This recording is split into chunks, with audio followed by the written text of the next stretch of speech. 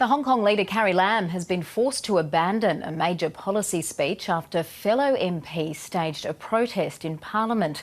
ABC correspondent Dan Conifer is in Hong Kong and joins us now. Dan, take us through just what happened in Parliament.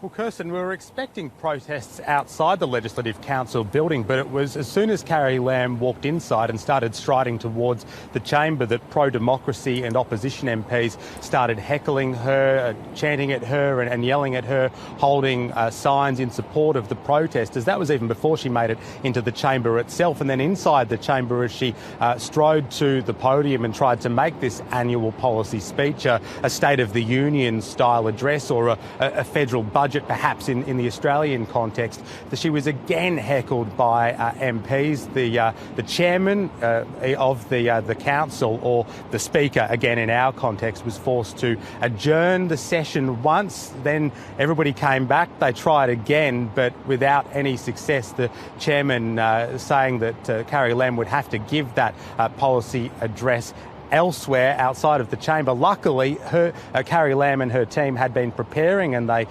did deliver that policy speech via video. But some chaotic scenes in Hong Kong's Parliament. Let's take a look at some of them now. Mr. President, honourable members and fellow citizens, today I present the third policy address in my term of office. The details are contained in the policy address supplement that will be delivered to the Legislative Council later on in the day. Right in the middle of the term of the current government, Ms. Tanya Chan, please leave the chamber. This policy address originally aimed to review the progress. Members who are using a light will have to leave the chamber. Mr. Ray Chan.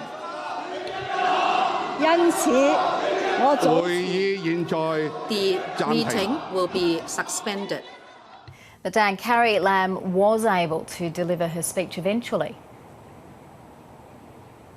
That's right, via video address, Kirsten, and a speech that largely focused on increasing housing supply here in Hong Kong, a city that has some of the most expensive housing in the world. 1 square metre costing around 50,000 Australian dollars, and some, particularly those in the central government in Beijing, believe that those astronomical housing costs and the pressures that places on young people, that is a factor in the protests we've seen here. That's pretty disputed, but nevertheless, Carrie Lam announcing measures including transitional housing for people waiting to get into public housing, another scheme to allow those in public housing to buy those houses privately, and also some land reclamation to create land where there's currently sea in order to boost land supply. But the first units out of that initiative aren't due to come on board until after